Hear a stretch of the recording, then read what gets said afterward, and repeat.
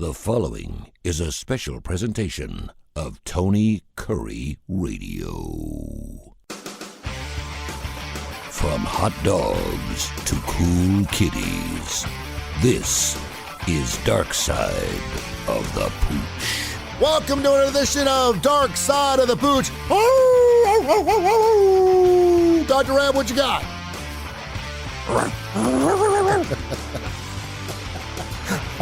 I still laugh every single time I hear that. Darkside of the Pooch, brought to you by Ed's Pet World, in business for over 50 years, or nearly 50 years, since 1974, I think it is, right there in the Homewood. They're doing all kinds of construction stuff down there on the street, but they're wide open.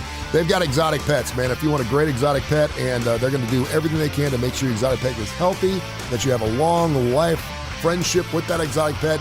They've got chinchillas, they got rabbits, they got turtles, they got fish, they got parakeets, they got bearded dragons, tarantulas, snakes, you name it, they got it down there. And of course, Seth also loves his toys. He travels the United States of America and abroad looking for a wonderful collectibles of toys. So if you like to buy, sell, or trade, he will pick your stuff up, collectible, still in the box, Star Wars stuff and more. Check out Ed's Pet World.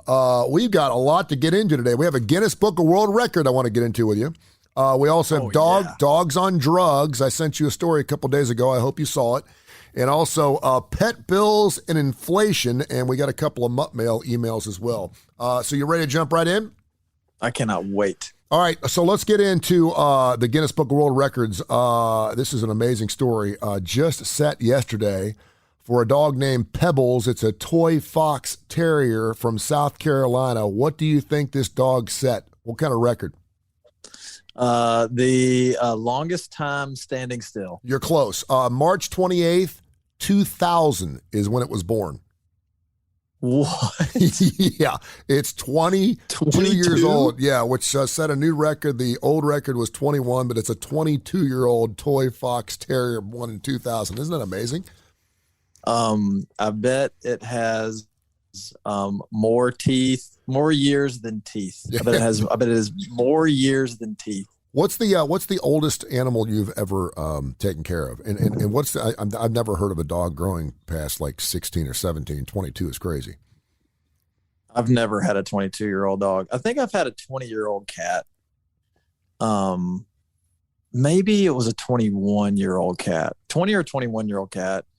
I mean, the oldest dog I think is probably 18 for me. So I hate to admit that there is a veterinarian out there somewhere who has kept a dog alive longer than me, but sometimes you just gotta, you gotta recognize the game. So and so the 7 years for every year, the dog year thing, that is typical in average, correct? Because early in their life, it is probably even a little higher than 7 years, but then it backs off as they get older. Is that how that works? And does it work the same way with cats? You're right. So early on, it's kind of a bell curve. Well, I guess maybe a bell curve is not the best way to explain it, but if you early on in their life, they age faster, and then towards the middle of their life, it slows down. So in the middle of their life, 1 year probably does equal 7 years. And then as they get older, at some point, 1 year is less than 7 years. And there's no way to know exactly because, it's just, here's how long a dog will live on average, or here's the median age, that a dog dies. So you can't be exact with it, but we do know that the whole 1 and 7 is not exactly true, especially at the beginning of their life and the end of their life. And cats are also similar. It's pretty amazing, 22 years old, and kudos to that family because every day that dog lives, it's setting a new record. Darkside of the Pooch with Dr. Rab Stewart at Ross Bridge, right there, Ross Bridge Vet on Twitter, and of course the Ross Bridge Animal Hospital on Facebook. Get on their site and check out all their wonderful stuff. They're out there at Ross Bridge. He does a wonderful job. 208-0301, 208-0301. It is a Ross Bridge Animal Hospital's Dr. Rab Stewart. Interesting story I sent you a couple days ago, and a sad story out of Albuquerque. A family takes their dog for a walk. Dog gets home, it starts to vomit, gets really sick, it starts to walk kind of funny. They bring it into the veterinarian, and it tests positive for methamphetamines. And they're saying that it's a really sad situation. Obviously, there's a park and the dog was running around and getting some exercise, but they also said that perhaps it didn't ingest it through its mouth, but possibly through its paws. Is that possible? Dogs ingest things through their paws? And how many times have you seen this happen where dogs have actually had some type of drug overdose or something they're not supposed to ingest? There's a lot of different medications that can be absorbed topically. So through the skin, through the paws. Yeah. Now to my knowledge, I have not had a dog be exposed to, meth.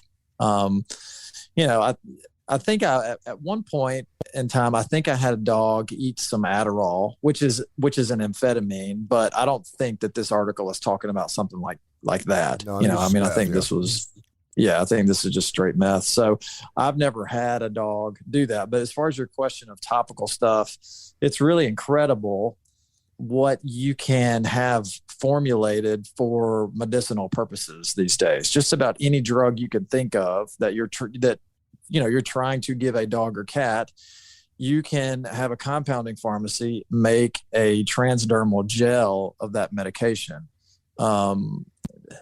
Certain medications are better given on an oral route, and some are better on a topical route.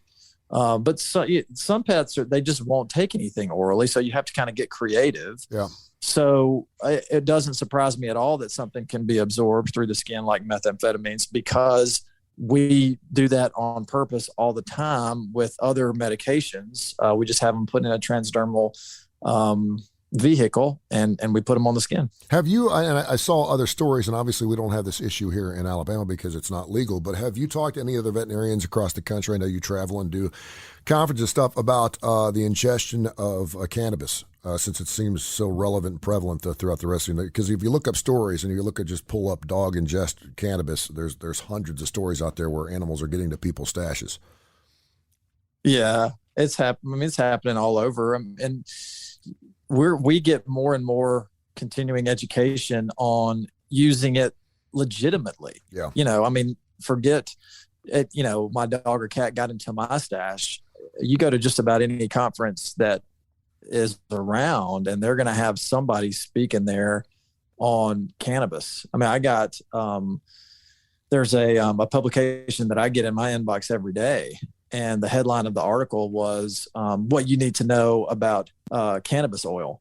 So it's just like in people, it's made its way into legitimate medical circles, and we're no different. I think that as far as the research goes in pets, there's still not a whole lot to support how much it could work and on what it could work. There's lots of anecdotal evidence, that it helps calm them down and it helps with pain and it helps with anxiety and seizures, the same stuff that you see in people. Yeah.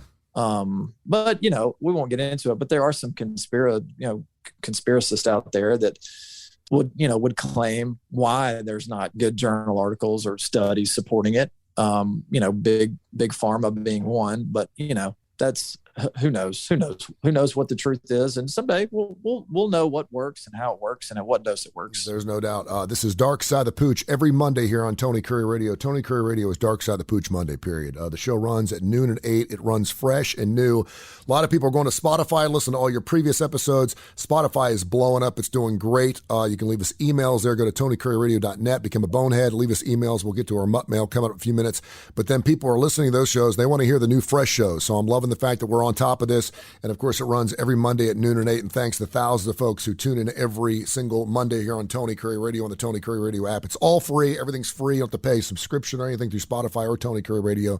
Get after it. I have one more final story here, and this is a serious story, but I really want to get your personal views on it. According to WGME, in Portland, Maine, Rachel Mullen recently adopted a German Shepherd puppy from a breeder. However, the puppy named Jax was forced to take a visit to the vet after he ingested a wooden skewer.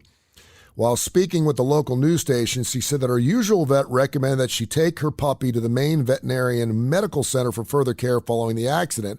The last thing she said was she gave him a hug and a kiss and told him to get better. Then they came out and said that she would have to pay a $10,000 bill for her puppy's procedure. She said, obviously I can't come up with 10 grand. And so they're taking her puppy away from her. And they're not allowing her to get it back unless they pay this, well, I almost look at it as a ransom. She's tried, GoFundMe page to raise the money, and obviously that's not working. So let me ask you this question. You've got someone that brings an animal into the Rossburg Animal Hospital, and it needs a procedure that is going to be super expensive, and you can put a name, whatever you want to put on it. And obviously this person cannot pay that. But by having this procedure done to this animal, it would save its life. What action do you take? The first thing we want to do is be as sure as we can that there's no surprises in the bill. Yeah. So we're going to make an estimate, and try to be as close to the number as we can. But there are, unforeseen things that can happen that can either make the bill lower or make the bill higher. Sometimes we are thinking, hey, this is worst case scenario, and it's probably going to be $2,000 or $3,000. And we find out that it's half of that. Yeah. So sometimes we'll here's your doomsday scenario number. Here is your most likely number. So, you have a range there. And we, right, wrong, or indifferent, I try to stick to that. Even if we have something weird happen. Yep. That's why we give a low and a high. I don't know what all happened to that dog for $10,000, but I mean, that's I've never billed anybody for even half that much for a procedure. If it's a hard situation. And I could probably talk for a long time on this, but veterinarians as a whole are, we love animals, and the people that work here love animals, and we don't want to see them suffer, and we want to see them get better. Yeah.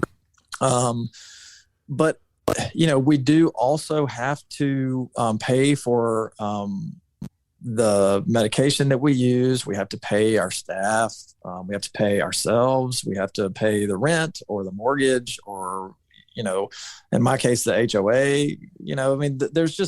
There's a lot of overhead in our business because we offer a lot of services. We offer daycare and boarding and medicine and surgery and preventative stuff, wellness stuff, sick stuff. We try to do, I think, where veterinary medicine kind of gets set apart is because we literally try to be everything to our clients because we care about them and love them. Sure. And we don't want to give them the runaround like can happen in human medicine, where you go into a general practitioner and they try to help you as best they can. But by the time you're out of there, they have a referral set up to a gastroenterologist, a cardiologist, a dermatologist, and an ENT.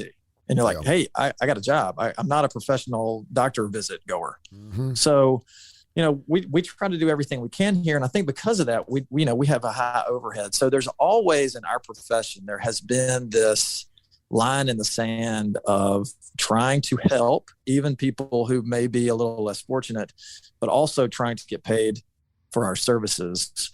So I've never been one that has made people pay up front for anything. Yeah.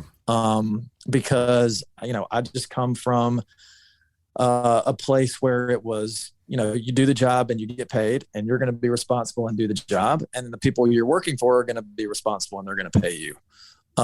So we give people estimates and we trust that they're going to pay us. And if they can't, they say, I can't afford this. And then we come up with different options. There you go.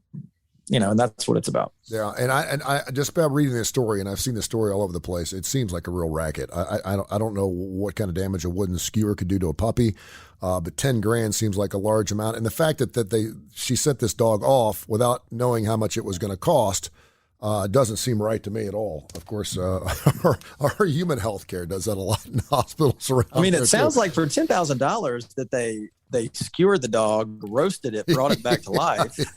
Hey, we made a meal out of this thing, but guess what? We made you a new dog, and it's alive now. Yeah. Darkside the Pooch, brought to you by Ed's Pet World. Nearly 50 years in the business down there in beautiful Homewood. 879-1331, 879-1331. Check out Ed's Pet World and check out the toy selection down there. They have all kinds of exotic pets. I go down there every single week. I love Ed's Pet World, proud sponsor of Darkside the Pooch. You can listen to the show every Monday at noon and 8, and then listen to it whenever you want to on demand at Spotify. To search Spotify, our stuff's also up on Audio Boom. So wherever you find your favorite podcast, search Darkside the Pooch. I can promise you it's the only podcast named Darkside the Pooch with Dr. Rab Stewart and Tony Kurre, and check it out. Finally, before we get into some mutt mail here, the U.S. Labor Department came out earlier today, and they said the cost for pet owners has increased 7% through this inflationary bulge we've got going on right now, which really sounds, quite frankly, pretty good. 7% doesn't sound like squat to me. I just paid $53 for a T-bone last night, so 7% doesn't sound bad. How has it affected you? Obviously, I know with trucks and processing, dog food is certainly gone up in price and everything you buy from a grocery store, but from a veterinarian standpoint, how are you doing through the inflation? Most things have gone up. It's every time we get an invoice for things that we order, if we don't have several things on the invoice that have increased in price, I'm shocked. Yeah. Almost everything has gone up. Anything in particular that it's really shot up that's really surprising to you that you have to have? Yeah, like for instance, the cost of dexamethasone, which is a steroid, and we use an injectable form of that, and it's used to treat, just tons of things, whether it's an allergy or an inflammation or an autoimmune disease. We even use it to diagnose certain diseases because we give it with certain laboratory tests. Yeah. So, it is a vital drug. And the cost of one bottle went up 50%. Wow.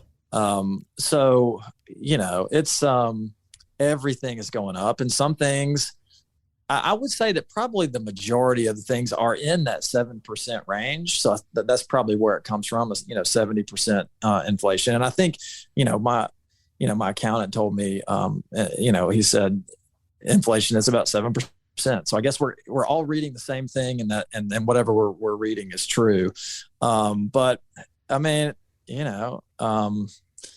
it's hard. It's harder to live and get by today, than it was 2 years ago. And so it's not only inflation, but, your staff, they're having to pay those high prices for gas and groceries too. So we're trying to take care of everybody, and everyone is in the same boat. We're all in the same boat, thankfully. And so when I get stressed out about, this has gone up and we're going to have to pass this along to the clients, which you do. You hate that has to happen, but we're no different than a lot of other businesses. And so when you kind of hit that red line of stress, you just think, you know what, we're all in the same boat. We'll all get through this. You just say your prayers and let Jesus do the rest. There you go. That's what you got to do. As soon as you surrender, it seems to take care of itself. He is Dr. Rab Stewart, Rossbridge Animal Hospital at Rossbridge Vet on Twitter, the Rossbridge Animal Hospital on Facebook, and of course, listen to us every single Monday. Fresh new shows, noon and 8 right here on Tony Kurre Radio and the Tony Kurre Radio app, TonyKurreRadio.net. If you want to become a bonehead and leave your emails. You ready to knock out some emails?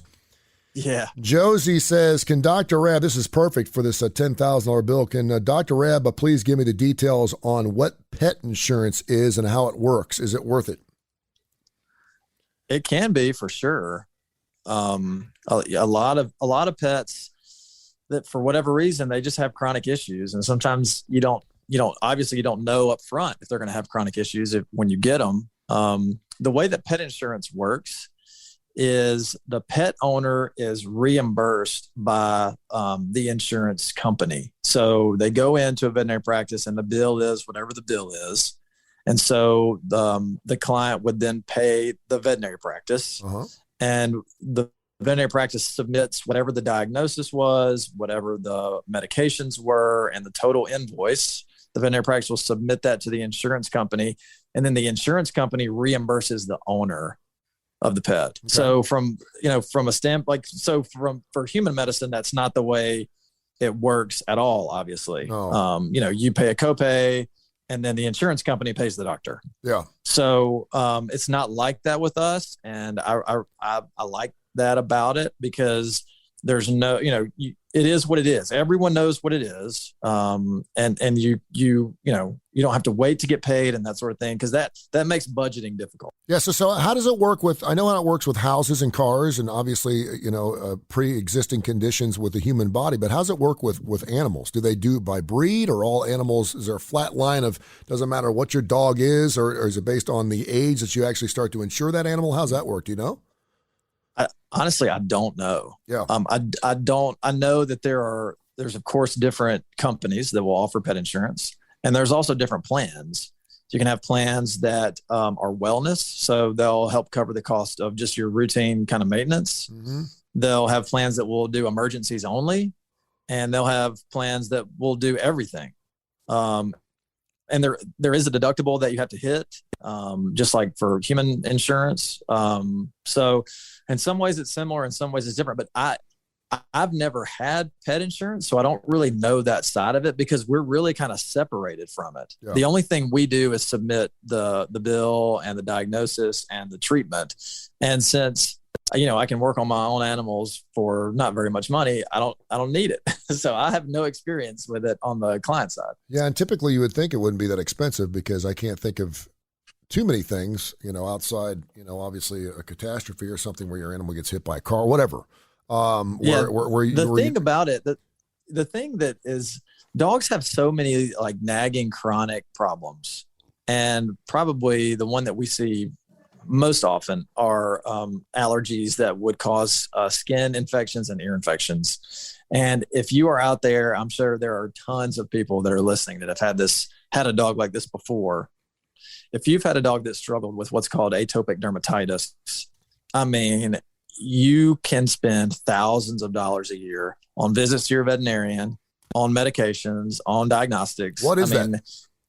So atopic dermatitis is a condition where allergies cause skin inflammation and infection, and it also affects the ears, so ears and skin. So dogs are going to be allergic to plant-based allergens and food-based allergens. So they come in contact with these things. They either ingest them or they contact with them, like on their feet, for example. We talked about that with the meth. Yeah. That makes them itchy. So if the dog would just not lick and chew and scratch, it would be okay. But dogs don't know that they shouldn't do that. So they lick, they chew, they scratch, and they get secondary infections because they have microscopic abrasions on their skin barrier, and they have dirty mouths and they have wet mouths. And so you get that abrasion on the skin barrier, and then you get that bacteria underneath the skin, and you also couple that with moisture, which allows yeast to grow. That's nasty. And yeah, these dogs are coming in every 2 or 3 months, and they've got these same infections. And there's a couple tests that you have to run on them literally every time, because skin infections in dogs look just like skin cancer in dogs, and you can't differentiate one or the other just by looking at it. So you come in, it's the same test every time. And then usually it's very similar medications. And then, you're out for whatever the cost is. Yeah. And then 3 months later, you're back again. So that's the kind of stuff where pet insurance can really be helpful. That is a great answer. Thank you very much, Dr. Rab Stewart from the Rossbridge Animal Hospital and Darkside of the Pooch. We have a couple more emails we'll get to us. And, of course, go to TonyCurryRadio.net. That's Curry with a K, K-U-R-R-E, TonyCurryRadio.net. You know how to spell it. And become a bonehead. You can drop your emails, and we'll get into it. Beth in Starkville, it's her first from Starkville, just had a baby. And what she believed was a very protective dog seems like that dog isn't so protective anymore, and she's heard about this thing called resource guarding. Can you tell me what resource guarding is and how dangerous it is, and how do you keep your pet from doing a resource guarding? Yeah, congratulations to Beth on your baby. And resource guarding just means that whatever the dog has, it's afraid that it's going to get taken away, and it doesn't like that. So food, water, toys, bedding, anything that the dog considers theirs and important. And it can be a real problem, especially if you have a new baby that is at some point going to crawl around and not know that the dog needs to be left alone and the dog's stuff needs to be left alone. So there's really the best thing I can tell Beth is if she feels like this is going to be an issue with a dog, to just go ahead and get a dog trainer involved. Okay. Because you love your dog and you of course love your baby and you love both of them. But I had a call just a couple of weeks ago from a friend, and he's got a dog he's had for a long time, and his daughter moved in with him, and his daughter has a young child, and the young child doesn't know to leave the dog alone, and the dog bit the young child. Oh, and that's a hard situation. I mean, obviously the human life comes first, and that's what happened in this case. But it's a really difficult situation when you're trying to help a family member and you're also trying to help the dog, and those two worlds collide. So professional dog trainers are very important in situations like this, because there's not a lot of foolproof things that you can do. I mean, you can muzzle the dog, but you can't keep the kid away from the dog, and you don't want to muzzle your dog all the time in the house. So get a trainer involved, Beth. Yeah, typically, whenever I've seen babies with animals, it's okay. It works out pretty well. The dog will come up, lick it in the face, and for whatever reason, the animal realizes that baby's super important. But when you bring a new child into a family like this, what is the best way to go through that adaptation process with an animal? Do you obviously you're holding onto your child? Do you let your dog nuzzle that child, or do you keep it away? How do you initiate that relationship between those two? Well, I think that the first thing that you can try to do is get them used to the smells, get them used to the sounds, get them used to the sights. Yeah. And and that you can use a blanket or something that the baby has had, and just try to encourage try to spend the same amount of time that you've always spent with the pet, which can be difficult, but you want to try to keep their routine consistent so that there's no, jealousy isn't really the right word, but you want the pet to know that they're still important. Yeah. So being sure that they have their time, at least as much time as they used to have. But when it comes time to introduce a pet to any person, whether it's an adult or a child or, baby, you really want to have a way to separate the pet quickly. So keep the pet on a leash, have a tight collar on it, and really try to look at the signs as you're introducing a baby or a person to a dog. Look for the signs. Look for what the dog is doing. If their tail's wagging, then usually, of course, that means that they're not scared. Yeah. But if the hair on the back of their neck is up, that's a sign that you probably need to separate them before things get bad. If they're curling their lip, I mean, that's going to be something that can be very subtle, but look for that.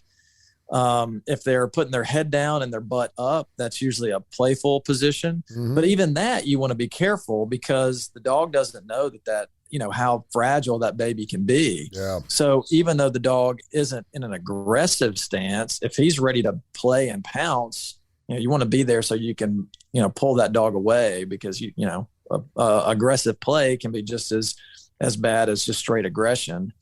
So those are all things that you can look for. I used to date a woman that used to do that, put the head down and the butt up, and boy, I knew it was time to play. It was a good thing. This is Dr. Rab Stewart, Darkside. There's a song about that. There's a song about that. It's not played on Tony Kurre Radio Network because it's not in the genre. No, it's not. But I've also seen women snarl their lips too, so I probably just keep my mouth shut. We have one final question here on Darkside the Pooch. Stan in Charlotte wants to know point blank, do dogs like to wear clothes? That's from Stan. I like Stan. That's a good question. I had a dog that I don't know why I did this, but I would put like t-shirts on it, and one time I put like a button-up shirt on it, and she didn't seem to mind. Yeah. But it was more of just, hey, let's see what this dog will do if we put clothes on it. We have a lot of clients come in during the winter months, and they've got little sweaters on, and I think it's awesome. So those dogs obviously like being dressed up. I can't speak for all dogs though, but we see a fair bit of them. Yeah, there you go. All right. As always, great stuff. Brought to you by, of course, Ed's Pet World. They got exotic pets. They've got all kinds of red-tailed boas and tarantulas, snakes. They got birds, parakeets. They got parrots that talk. They got chinchillas. They've got everything. Rabbits down there. I get my mice down there for my snake. They've got all kinds of great fish. And, of course, Seth also travels the world looking for great collectible toys, all kinds of Star Wars stuff, and everything's still in the box. If you buy, sell, and trade, you find some stuff in your attic, man, take it down to Seth and Ed's Pet World, and they would love to do some business with you. It really is a Birmingham staple. It's been around for nearly 50 years. It's fantastic. Everyone knows where Ed's is. They've been building up some streets down there to make it even better for parking and everything. So get on there and check out the entire crew. Angie and everyone down there. Love to see you at Ed's Pet World. At Ross Bridge Vet on Twitter, the Ross Bridge Animal Hospital, of course, right there on Facebook. And you can check us out at noon and 8 every Monday here live on Tony Kurre Radio and again on Spotify for Darkside of Pooch. Dr. Rab, thank you so much, brother. I appreciate you. Until next week, we'll catch up, man. See you then. This has been a special presentation of Tony Kurre Radio.